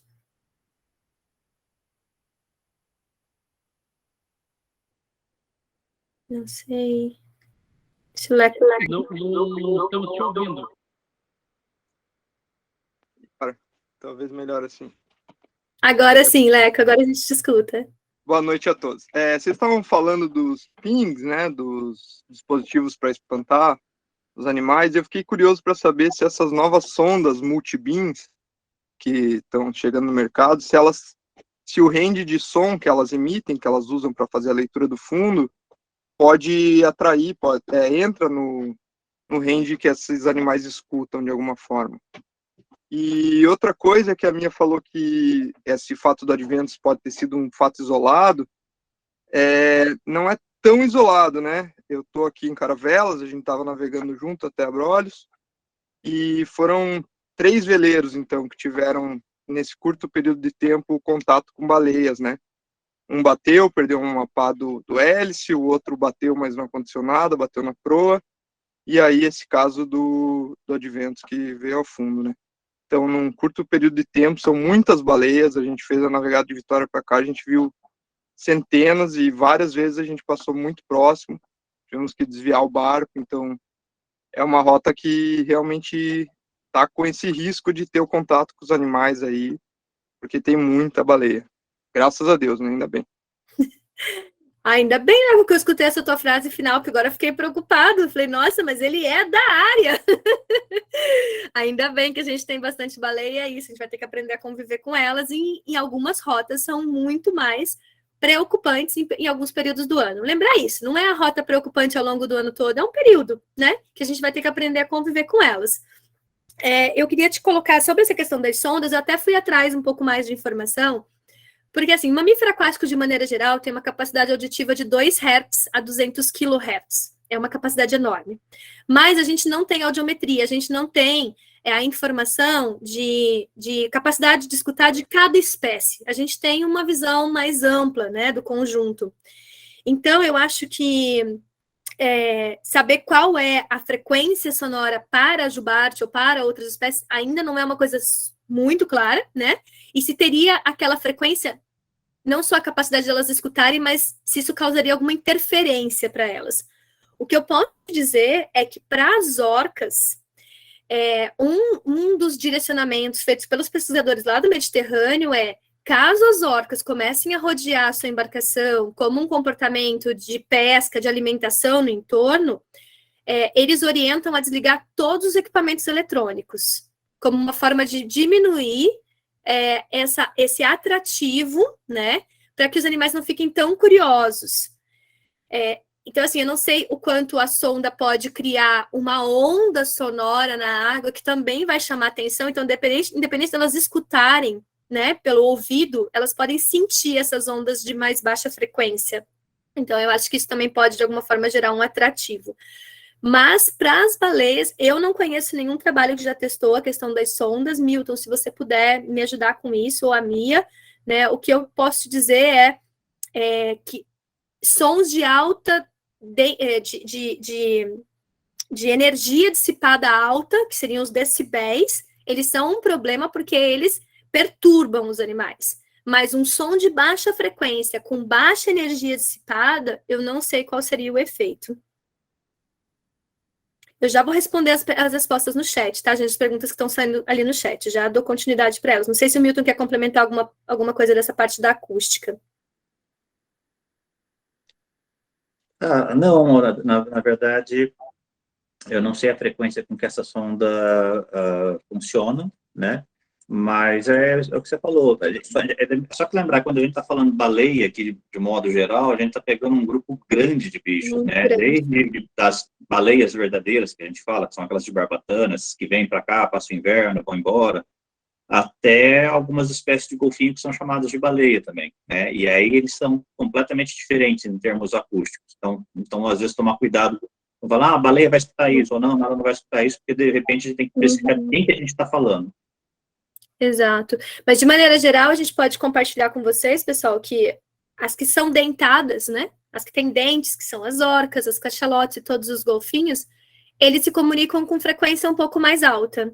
E as baleias verdadeiras, que são as que têm as cerdas bucais, elas costumam utilizar frequências mais baixas. Tá? Mas isso é uma coisa também bem geral, é bem o que o Milton falou. A gente está falando de um grupo gigantesco, uma diversidade enorme, que a gente sequer conhece toda a capacidade anatômica, morfológica, fisiológica desses animais. A gente sabe o que elas estão emitindo em algumas regiões, ou recebendo em algumas regiões, mas isso não necessariamente corresponde a todo o padrão biológico dessas espécies, né, Milton? Eu acho que esse é um ponto bem importante ainda também, de conhecimento da acústica. Antes de responder, gente, eu só queria trazer para vocês, assim, ó, essa questão das interações, ela é mais um desafio para esses animais e mais um desafio para a gente, de maneira geral, como sociedade, né? Então, os golfinhos e as baleias, eles são sentinelas do mar. A presença deles no mar é essencial para garantir a funcionalidade desse ambiente e vários serviços ecossistêmicos, que são importantes para a nossa sobrevivência. Tá? Isso envolve ciclagem de nutrientes, isso envolve produtividade primária do oceano, né? Isso envolve manutenção de cadeia trófica, né? E que vai envolver também recursos pesqueiros e manutenção de recursos pesqueiros. Então, isso traz para a gente a responsabilidade de garantir a sobrevivência de todos esses animais. Muitas espécies ainda são ameaçadas de extinção ou dependentes de ação humana para sua conservação. E a gente está vivendo um processo de múltiplos impactos no oceano. Então, poluição sonora, múltiplas fontes, redução na disponibilidade de alimento, é um ponto muito importante que pode, inclusive, estar influenciando toda a rota migratória, né, e a forma desses animais se comportarem. A gente está acompanhando, de maneira muito clara, uma redução, por exemplo, ou a não ocorrência da concentração da produção de krill na região antártica, ou seja, as baleias estão lá para se alimentar, e várias espécies, né, na verdade, estão lá para se alimentar no período do verão antártico, e não tem alimento para todo mundo. Então, esses animais acabam saindo de lá com uma camada de gordura muito menor, ou menos saciados, né, e, obviamente, vão ter que buscar comida ao longo do processo de migração, que não era o padrão, né, anterior. Então, a gente está vendo essa questão da alteração da disponibilidade do alimento, da concentração de alimento. A gente tem claramente uma situação de perda de habitat. Se vocês entrarem no Marine Traffic, que é um software muito legal para você ver a movimentação de navios, só para a costa brasileira, a quantidade de navios e o crescimento da movimentação de navios nos últimos anos é incrível. Não só navios, mas atividades de exploração sísmica, de exploração de múltiplos minerais, né? A gente tem agora, chegando com muita força para toda a costa brasileira, as wind farms, né? As fazendas de coleta de vento. E eles vão realmente colocar muitos cataventos no mar. E, obviamente, tem uma sobreposição com as áreas das baleias. A gente tem a pesca em toda essa região. Então, tem uma sobreposição grande. E, obviamente, as áreas de ocorrência dessas espécies vão reduzindo. E a gente tende a ter a navegação de lazer muito coincidente com as áreas de ocorrência das baleias. Isso aumenta as interações. Obviamente, também tem os eventos que envolvem a curiosidade desses animais, né? Então, a gente tem que tomar alguns cuidados e conhecer cada vez mais e aumentar, inclusive, esse processo de diálogo aqui. Dona, eu vi que você levantou a mão, posso responder rapidinho só algumas perguntas que apareceram aqui no chat? Pode, claro. Tá, então, assim, eu só queria responder uma questão do que o Renato colocou ali, sobre a história de dar ré para evitar ataque de orcas no leme. Eu te diria que é mito e a gente tem que tomar muito cuidado com o que se propõe para uma área com relação a outra. Orcas, principalmente, assim como cachalotes, elas têm pods, elas formam famílias. E elas têm cultura nessas famílias. Então, o que funciona numa família não necessariamente vai funcionar na família do lado. Muito parecido com o que acontece com primatas como nós, tá? Então, o que funcionou com uma embarcação pode dar completamente errado para outra embarcação. O que a gente sugere reduz a embarcação, mantém ligado, mas desengrena o motor se estiver com motor. No caso dos veleiros, a sugestão é desligar os equipamentos que emitem som dentro da água, né, para não criar esse chamariz. E o leme, gente, vamos ser bem sinceros, o movimento de leme é quase um movimento de uma cauda de peixe, né? Então, assim, esses animais enxergam bem de dia e de noite, com certeza. Mas, quer dizer, os golfinhos, com certeza, as baleias já não enxergam muito bem à noite. Então, essa é uma outra coisa interessante, né? A gente pode ter aí uma série de coisas acontecendo e a gente está querendo achar um único fator para explicar. Então, assim, foi uma perseguição das orcas à embarcação? Talvez não, talvez tivesse um cardume enorme ali no entorno, elas estavam pescando, estavam caçando, e aí, principalmente jovens, porque os jovens de orcas são igual aos nossos jovens, eles querem testar de tudo, eles se arriscam de todas as formas, esses jovens resolvem ir lá, investigar o barco, cutucar o barco, morder o barco, mas eles não sabem que eles estão causando um dano a uma embarcação e risco à vida humana. Então, a gente também tem que ter esse discernimento, assim, sabe? Qual é a melhor coisa a se fazer? Boa pergunta. Talvez cada situação tenha uma resposta diferente. Eu vou pedir, Doni, só para você passar o próximo slide antes de eu terminar essas respostas, porque o que a gente já sabe o que é importante? Conhecer as áreas de ocorrência de concentração e de deslocamento das espécies. Conhecer as regras de aproximação de embarcação e a legislação. No Brasil, a gente tem a 177, né, uma legislação nacional, uma lei federal, que fala sobre essa questão do que é proibido quando uma embarcação se aproxima de um mamífero aquático, seja ele um golfinho, uma baleia, um lobo marinho, e como fazer esse deslocamento próximo a uma baleia. É muito importante que a gente tome cuidados para aumentar as possibilidades de registro e observação dos animais e assim mudar o nosso comportamento e nos prevenir de uma situação de risco. Ou seja, aumentar a vigilância quando em cruzeiro, ter alguém lá sempre olhando para o mar, né? Redução de velocidade de deslocamento em áreas costeiras, então tentar reduzir, porque já tem diversas informações mostrando que quanto mais rápido a embarcação está, maior o risco não só da colisão, mas de chamar atenção, porque ela cria essa área de redução de atrito e os animais acabam usando a embarcação como uma forma de reduzir o seu gasto energético de deslocamento. Fazer uma navegação diurna em áreas onde há concentração desses animais, evitar navegações noturnas em áreas onde já existe informação de ocorrência, de concentração de baleias, né? E pensar nessa questão do uso de dispositivos acústicos para afugentamento, mas dentro de um processo ainda experimental. Mas, principalmente, gente, comunicar e compartilhar conhecimento. Eu achei muito legal que saiu já essa fala na primeira colocação do Ricardo aqui, endossada por todo mundo, que a gente pode construir esse mapeamento, a gente pode criar mecanismos para melhorar esse mapeamento, e eu acho que isso vai ser muito necessário para os próximos anos, visto esse aumento do tamanho das populações. Tá? Eu acho que tem algumas outras questões que foram colocadas aqui no chat, sobre quem causou o dano, né? Se foi a baleia, se foi a embarcação. Eu realmente não faço a menor ideia, né? Eu acho que a gente tem aí muita coisa para discutir sobre isso ainda, mas eu vi ali que o Cris colocou algumas coisas muito legais, né? Ele tem vários resultados aí de ocorrência das baleias. Cris, se você quiser compartilhar aqui... Posso fazer um comentário sobre isso, Camila? Pode, claro. Depois a gente passa para o Doni. Tudo bem, Doni? Pode ser? Duas coisinhas. Uma sobre a orca, uma sobre a baleia.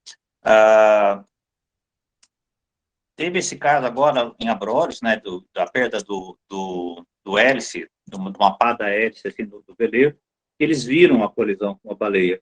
Agora, até onde eu sei, no caso do Adventure, lá em Ilhéus, eles não viram a baleia, eles só puseram que foi uma baleia que causou o naufrágio do barco. Mas porque tinham visto baleia durante a navegação, aquela região está cheia de baleia, então a coisa saiu como assim, né, a baleia afundou o barco. Então, só tomar, não estou dizendo que não possa ter sido, pode até ter sido que tenha sido realmente uma colisão com baleia, mas só tomar cuidado do pode ser, acaba virando foi, né? Foi uma baleia que afundou aquele barco. Isso aí ainda está sob investigação, até onde eu sei. Se alguém tiver informação mais atualizada, me corrija, por favor. E a outra coisa, só dessa história das orcas lá na Espanha, né? É muito complicado, a gente está tentando entender ainda o que pode ser, o que não pode ser. Eu conversei com alguns pesquisadores. Orca é um bicho muito inteligente, né? Uma das coisas que eles falaram que sim, pode ser, imagina você tá lá um objeto maior que você, e aí você descobre que se você mexer naquele pedacinho ali atrás, você consegue fazer aquele objeto mudar de direção, né? E aí você começa a brincar com o leme do barco, porque fala, olha, eu mexo nesse negócio, eu consigo empurrar esse barco para o outro lado, né? Então, que pode ser um comportamento do bicho curioso, de descobrir que mexendo num pedacinho daquele negócio consegue fazer um barco mudar de direção, e aí de tanto mexer acaba às vezes quebrando, né? E aí vira também aquela história, a orca veio, atacou o leme da embarcação porque ela queria me deixar à deriva. Então assim, ainda estamos tentando entender essas coisas, mas às vezes a construção da narrativa segue aquilo que a gente tem com a gente. Eu, quando vou construir uma narrativa de baleia, é sempre falando assim, a baleia é linda, maravilhosa, adoro baleia, aquela coisa. Pescador, de repente, já constrói na narrativa de que, olha, ela me atacou, ela tentou afundar meu barco, né? Então, só cuidado, né? Vamos tentar nos ater mais aos fatos e deixar o emocional um pouquinho de lado nessas horas. Ótimo, beleza. Hamilton, vou passar para ti, Doni, por favor, fica à vontade. Eu só, na verdade, eu queria ver contigo, eu acompanho as ações do Laboratório de Ecologia e Conservação e no decorrer do ano passado eu vi que tiveram vários casos de baleias aqui no nosso litoral, né? Você até comentou mais no começo. Você sabe precisar o número de ocorrências que a gente teve aqui no litoral do nosso estado? Não, Doni, de cabeça agora eu não sei te dizer quantas ocorrências.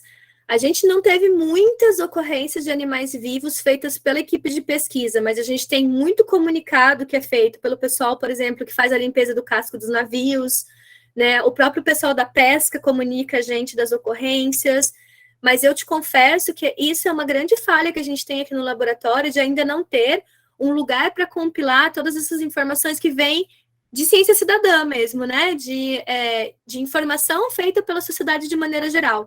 Eu acho que esse aplicativo do Rebimar ele pode ser muito útil para a gente nesse primeiro momento. A gente também está buscando aprimorar esse aplicativo agora com essa parceria com a NASA, que é um projeto de educação muito legal que a NASA tem, com múltiplas frentes, e o Paraná foi contemplado via Fundação Araucária, com uma frente grande para montar esses protocolos, sabe? Para ciência cidadã, para monitoramento de tudo, assim, de lixo, de biodiversidade, de irregularidades na questão de questões sanitárias, para um monte de coisa. E a gente está entrando nesse barco também, né? Mas eu acho que o que eu posso te dizer, assim, a gente teve muita jubarte nos últimos anos, até quando tu estava aqui com a gente, né? Eu acho que tu lembra bem, assim, quando foi aquela correria, né? Corre para ver jubarte, pega a máquina, binóculo, corre para a praia, mas não tem barco, né? Sempre foi muito forte essa fala pra gente na pesquisa, infelizmente, gente. A gente não tem recurso para botar um barco na área costeira todo o tempo. E aí a gente perde muita avistagem, mas eu posso te dizer que nos últimos 5 anos, de maneira empírica, né, sem estar aqui com a tabela na minha frente, a gente teve muito mais avistagem do que a gente tinha no passado, tá? Os últimos 5 anos. E aí é uma diversidade bem interessante, porque envolve jubarte, envolve franca, mas envolve mink, baleia de Braide, e mesmo baleia sei. Tá. Beleza, obrigado. É que, na verdade, assim, até as baleias, talvez... elas já mortas, boiando, não sei se pode chegar a vir a prejudicar, a dar alguma coisa numa embarcação, se rolar um abarroamento, né? Pode, e aí é uma preocupação grande, porque por isso que eu digo que muito importante a nossa vigilância durante cruzeiro. Né, aquele negócio, eu vou lá para dentro do barco e fico lá batendo um papo e deixo a minha navegação acontecer por conta, eu não aconselho que isso seja feito na zona costeira, porque sim, existe muito risco, não só de interação com animais vivos, mas interação com carcaças. E nem precisa ser uma baleia, gente. A interação, por exemplo, com uma carcaça de uma tartaruga de couro, que é gigantesca, já deve causar algum tipo de dano, tá? Numa embarcação pequenininha. Tá? Então, acho que esse cuidado é bem importante, com certeza. A gente está falando de um animal, como o Milton mesmo disse, de 30 ou de 50 toneladas que está flutuando, né? Então, uma colisão com um barco pequeno pode ter um efeito ruim, né? Eu acho que é uma preocupação, sim, com certeza. Mas um animal vivo são colisões tipo bolinha de snooker, né? Então, é mais complicado, né? É um pouco mais preocupante, até porque você pode causar um dano para ambos, né? Tanto para o animal como para as pessoas.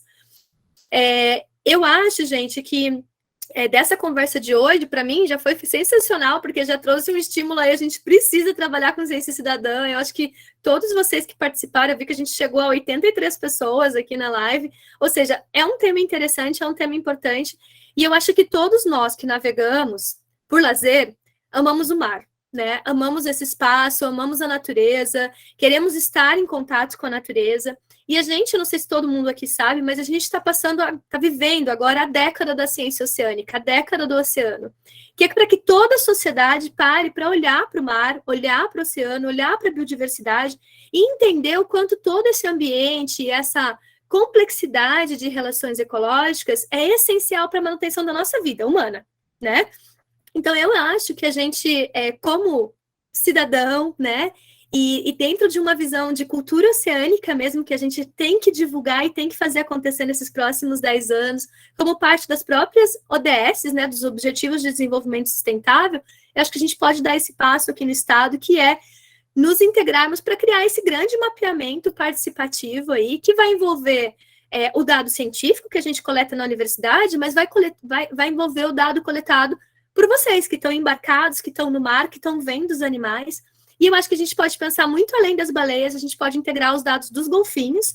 A gente tem ocorrência de várias espécies diferentes que na pesquisa a gente tem lá 1 ou 2 ocorrências e de repente com o grupo de pesca artesanal, com o grupo do pessoal que vai fazer a limpeza dos navios, a gente já ampliou essa diversidade. Eu imagino que na hora que todo mundo aqui se envolver, a gente vai ampliar ainda mais. Então eu me coloco nesse desafio e convido todos vocês, né, a gente construir junto esse mapeamento, até assim, Doni, se a flotilha quiser puxar isso, vai ser muito legal, eu estou à disposição para ajudar, e de repente a gente pode começar com um mapa mesmo, sabe, todo mundo colocando suas avistagens, uma coisa mais light, mas claro, com uma metodologia científica de cartografia social, por exemplo, e a gente já junta as informações que a gente tem hoje. A partir do mapeamento que a gente já tem científico, a gente bota as outras informações e já pode criar os nossos hotspots, né, aqui do litoral do Paraná, onde a gente pode ter um pouquinho mais de cuidado e um olhar diferenciado.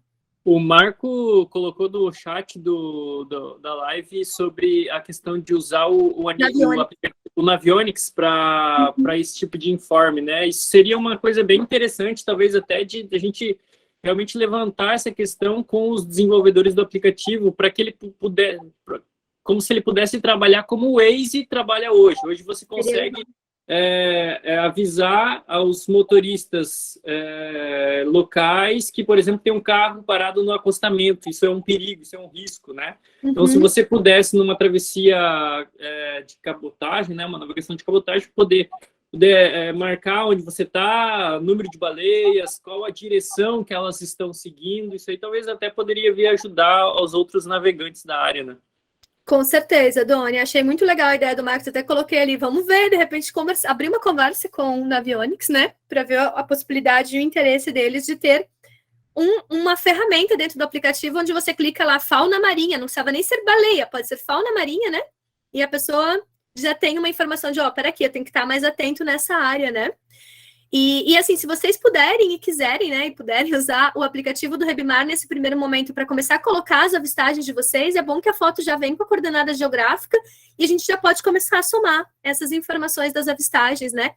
E o que eu posso me comprometer com vocês é que a partir do momento que a gente começar a fazer essa construção conjunta, a cada período de tempo que a gente pode decidir junto, a gente gera um mapa e disponibiliza para todo mundo. E essa informação vai sendo atualizada, ou seja, a gente pode criar um mapa vivo mesmo, né? Que de tempos em tempos a gente atualiza esses hotspots e todo mundo vai acompanhando, pelo menos para o nosso estado, que é uma informação que a gente consegue, de alguma forma, articular um pouco melhor.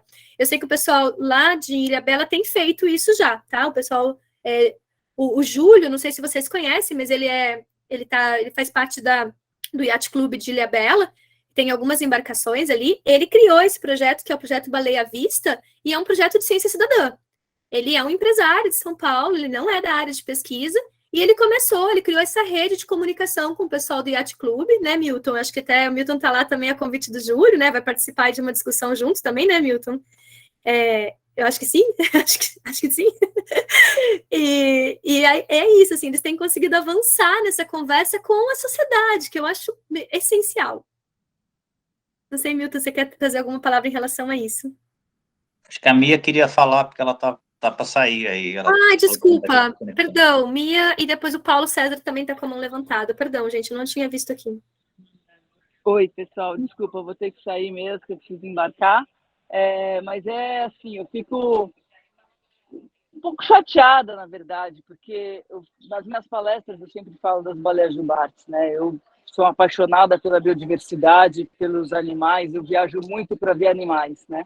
Nenhum animal que eu já tive ao lado de inúmeras espécies diferentes te propicia um momento tão encantador um momento tão encantador como estar do lado de uma baleia jubarte. Intenso. Um animal enorme, uma emoção tão boa, positiva. Então, a gente está aqui discutindo maneiras de evitar esse encontro que normalmente é isso. O Milton falou que trabalha há 25 anos, eu trabalho há 26 anos com baleia. A Camila também é quase isso, um pouco mais nova que a gente. Mas os encontros com os cetáceos são sempre de grandes emoções boas, né? É uma pena que a gente esteja discutindo maneiras de evitar esses encontros que normalmente, né, a gente pode pensar. O turismo de observação de baleias é uma atividade que está crescendo no mundo de forma exponencial. A gente está agregando valor para observar, agregando valor às baleias, né? Elas valem muito mais vivas do que mortas. Toda a sociedade pode ganhar com o desenvolvimento do turismo sustentável, e é algo que traz muitos benefícios, né? Não só para a economia, mas para a pessoa que teve a chance de viver essa grande emoção, né? Espero que a gente consiga aí achar um meio termo, conviver. O Milton, nos slides dele, no último slide da palestra, ele coloca um ser humano que está na água, né, mergulhando, e tem uma peitoral, com uma baleia jubarte com a peitoral aberta, assim, quase como se eles estivessem se tocando, né? Como é que a gente vai conseguir conviver aí, coexistir, né? Tá? Dividir junto esse planeta que é tão delas quanto nosso, tão nosso quanto delas, né? Então, eu espero que vocês tenham encontros sensacionais com baleias jubartes, e não que sejam algo de dar medo, enfim. É só isso que eu queria falar. E o pessoal, quando vocês tiverem mais notícias aí do que foi, né, se chegar à conclusão do que foi, passem para a gente saber se realmente bateu o martelo, que foi a colisão e tudo mais. E, além disso, a gente vai fazendo esses planos aí todos que a gente está discutindo agora, né, do mapeamento e tudo mais, tá bom? Muito obrigada, Camila, obrigada pelo convite. Mia, agradeço de coração, viu, por você estar aqui com a gente. Eu sei o quanto as jubartes são especiais, não só para ti, mas para todos nós que trabalhamos, né? É realmente um momento encantador quando a gente está lá.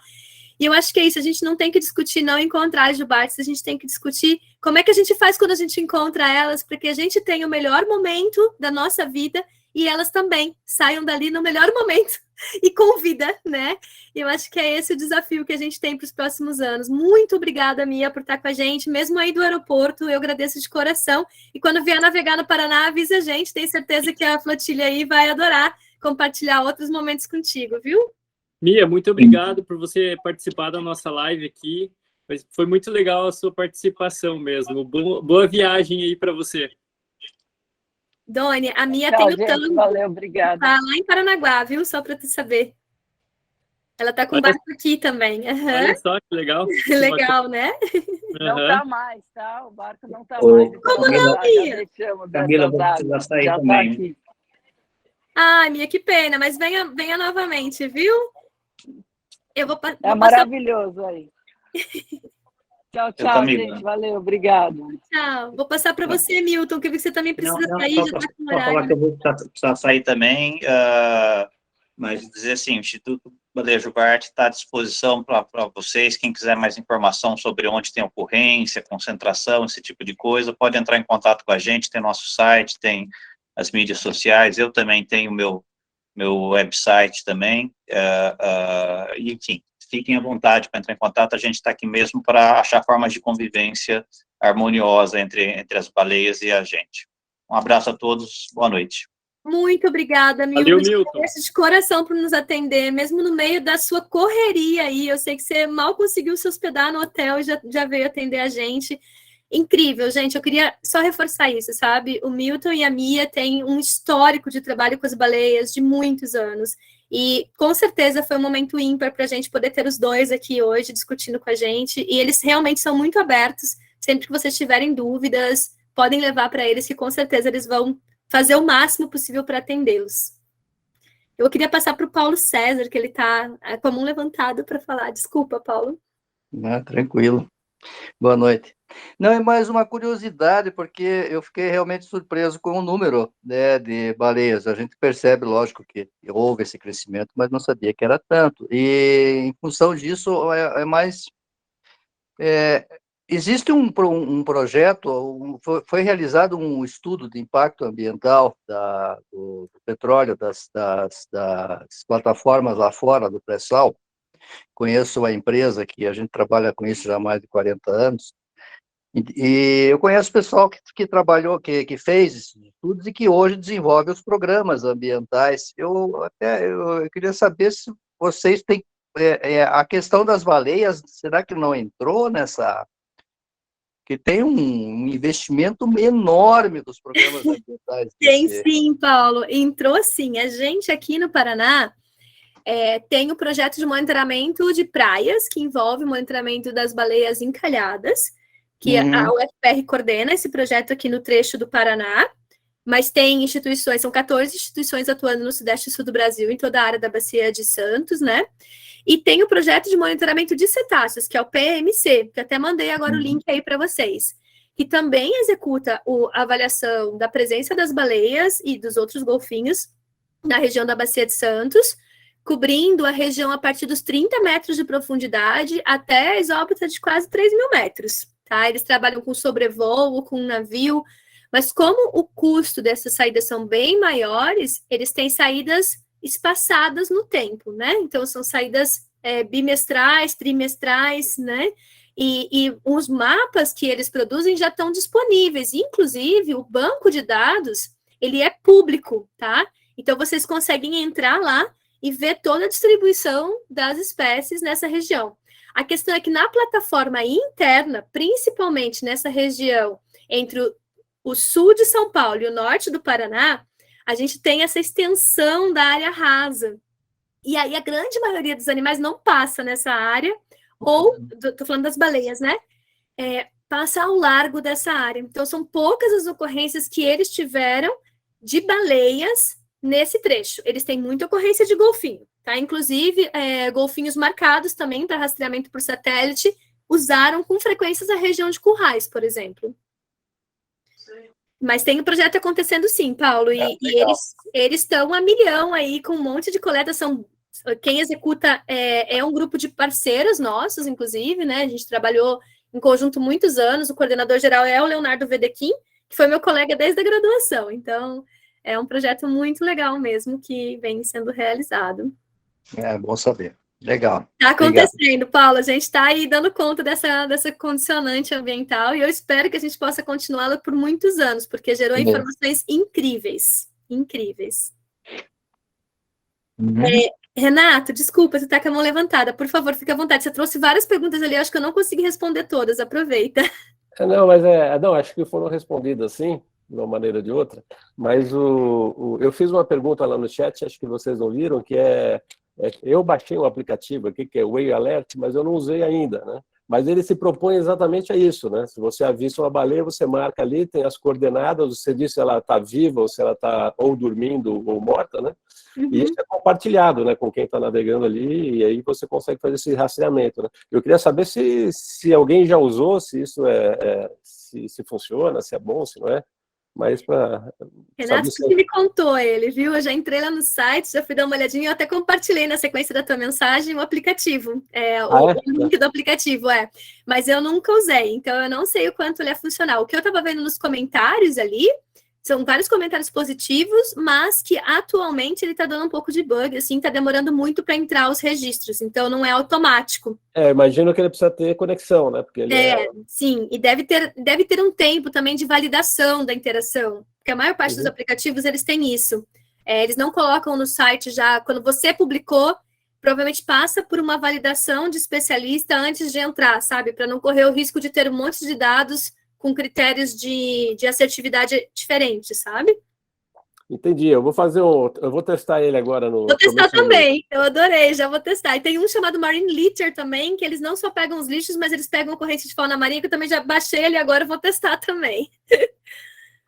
Então tá bom, mas parabéns aí, parabéns, Dona, obrigado ali pela... Eu tô na véspera de fazer uma travessia aqui e estava preocupado com essa história de baleia mesmo. Eu acho que a gente vai ter que se cuidar um pouquinho mais, estar um pouco mais atento. E é isso, Renato. De todo mundo que eu conversei, até entrei em contato com alguns amigos do Mediterrâneo, que trabalham ali no Estreito de Gibraltar. Ai, meu Deus, Gibraltar. Eu sou muito disléxica, gente, desculpa. Mas eu conversei com o pessoal também que trabalha nos Açores hoje, mandei mensagem para um monte de gente, aí eu saí caçando as pessoas para trazer a melhor informação possível para vocês. E todo mundo ainda tem muita dúvida, gente, se o comportamento se diferentes espécies estão com um comportamento mais de curiosidade, ou como evitar, por exemplo, né?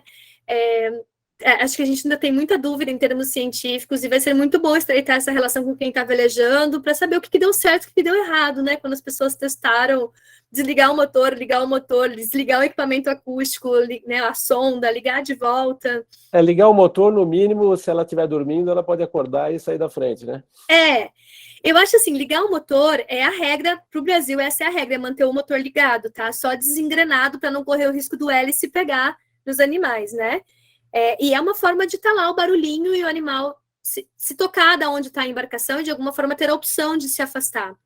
Mas até o Milton saiu agora, mas eu tive a oportunidade de trabalhar um tempo com o projeto Baleia Bart também, né, com o Instituto lá no Banco dos Abrolhos.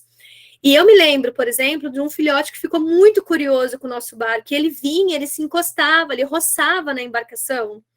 E a fêmea ficou maluca com essa situação. Ela emitia um assobio um barulho bem forte, assim, do lado da embarcação.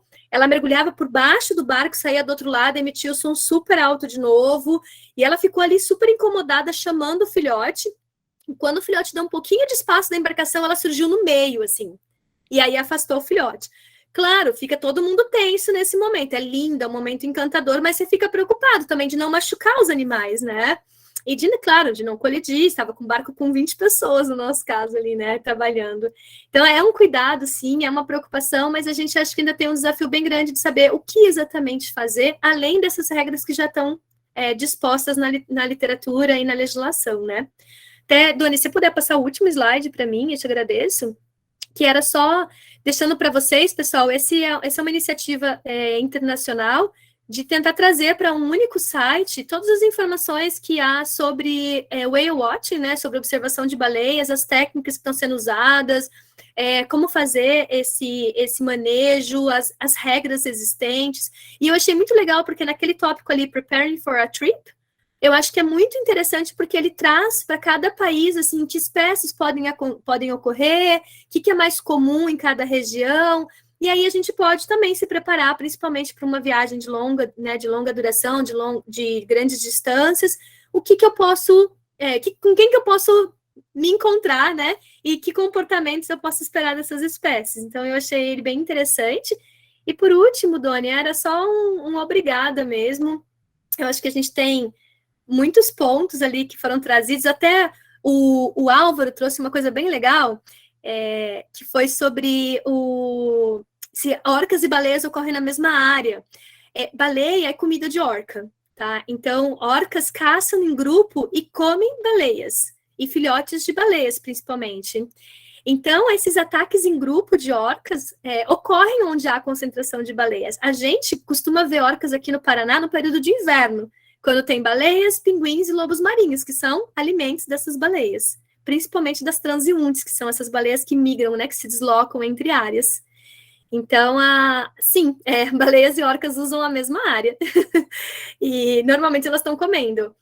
Claramente naquele vídeo, tem um vídeo na internet, né, lá da região do sul da Espanha, que não é do casal de brasileiros, mas é de um norueguês, se eu não me engano, velejador, que são filhotes, são jovens de orca. É um grupo de 2 jovens, assim, e eles ficam ali num processo de alimentação, de caça, né, e quando eles retornam com o veleiro, eles percebem o leme todo mordido. Mas eu acho que aquela fala do Milton tem muito a ver mesmo. Imagina que legal, né? Em vez de brincar com, sei lá, com um lobo marinho que eles ficam jogando para cima, ou uma foquinha que eles ficam, né, jogando para cima, eles brincam com um veleiro que fica lá mexendo, movendo, dançando também. A questão é que pra gente é um momento tenso, né? Mesmo para quem gosta muito dos bichos. Eu já tive a oportunidade de estar embarcada e ver orcas, eu não sei quem mais aqui já teve, e é um animal incrível, né? É um animal que caça em grupo, assim, gente, é fantástico. E eles te olham, eles vêm do lado do barco, eles ficam nadando de lado, assim, ó, e te acompanhando. Então, realmente, você se sente mais observado do que você os observa. Tem uma pergunta da Pamela aqui. Numa travessia, senti que os golfinhos estavam roçando no leme enquanto nos acompanhavam. Eles fazem isso mesmo? Os golfinhos, eles roçam em várias partes do barco, gente. Eles fazem isso no fundo do estuário, por exemplo, ou no fundo oceânico, como uma forma de se coçar. Eles fazem isso em rocha, né? Eles fazem isso entre eles. Então, assim, isso pode ser realmente um comportamento de play, né? De brincadeira. Tá, eles virem se roçar no leme, se roçarem no casco da embarcação, se roçarem entre eles, assim, isso é um comportamento bem comum, sabe? Para várias espécies de golfinhos, eles são muito sociáveis, né? E essas interações sociais que eles fazem intraespecífica, ou seja, dentro da mesma espécie, eles também fazem interespecífica. Vi um grupo de 10 orcas atacando uma baleia a 20 metros do barco ancorado. Então é isso, Cris. Você é a pessoa que tem aqui um monte de experiência já relatada, que eu já fiquei com uma dor de cotovelo enorme de ti. Me chama, se precisar de alguém aí para limpar o convés, estou disponível, né? Porque tem um monte de história incrível já aí. E realmente, perto de Porto Williams, também onde tu estava, né? Já morri mais ainda de dor de cotovelo aqui. E é isso, gente, é incrível realmente ter essa oportunidade de ver esses animais. Eles têm o neocórtex, né? Vamos falar aí de ciência um pouquinho. O neocórtex, que é a área de capacidade de aprendizado, né, do cérebro dos mamíferos como nós, é gigantesca nesses animais. Então, eles têm uma capacidade de memória, uma capacidade de lembrar das coisas mesmo, né, de aprender coisas. Muito grande, e tem vários artigos nos últimos 20 anos falando de cultura nesses animais. Então, assim como você vê lá os primatas que lavam a batata na água do mar, né, que usam ferramentas, esses animais também, né, tem espécie de golfinho que escolhe a esponja do mar, ideal, para ir lá cutucar os buraquinhos para os peixes que ficam intocados saírem e eles conseguirem comer. Então, a gente não está falando, assim, de um animal sem essa inteligência, sem essa estrutura de grupo, essas estratégias. É um animal estrategista, né? E é isso. Acho que é importante colocar esses pontos. Obrigada, Doni, por essa oportunidade. Foi incrível estar aqui com vocês. Eu adorei. Eu que agradeço. Eu aposto que todo mundo que participou da live aí deve ter adorado também. O conteúdo que você trouxe para a gente foi muito rico, muito importante, principalmente neste momento, né, para que não tenha dúvidas que esses animais, eles só estão ali, a gente tem que dividir esse meio ambiente, a gente tem que aprender a dividir, né, foi muito importante, muito legal mesmo. Eu queria agradecer a todos vocês que puderam entrar aí na nossa live, a todos que interagiram com a gente. Depois eu vou colocar lá no nosso canal do YouTube da FPRVO, para quem não conseguiu acompanhar, poder assistir aqui posteriormente.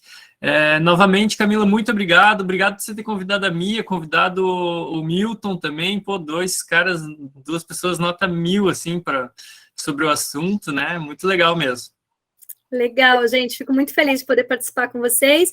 Vocês têm meu contato, eu estou no grupo também. Se tiverem qualquer pergunta, vão colocando lá, a gente vai conversando, né? E é isso. Para a Cris, já deixo aqui, ó. Tô me oferecendo para limpar o Conversa de verdade, Cris. Já estou aqui, já virei fã. E, pessoal, fico muito feliz de poder compartilhar com vocês esse momento. E eu queria realmente que a gente pudesse materializar essa ideia de fazer um mapeamento participativo aí das ocorrências da megafauna.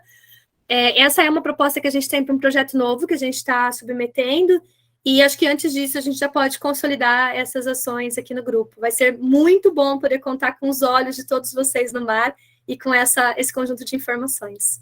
Eu tenho certeza que você pode contar com a flotilha com isso, e no que precisar a gente amplia essa divulgação aí. É importante, esses dados são importantes para todo mundo, né? Ainda mais agora para a galera que faz essa navegação de cabotagem, está navegando em áreas de ocorrência desses grandes mamíferos, né? É super importante a gente ter essas informações aí compiladas.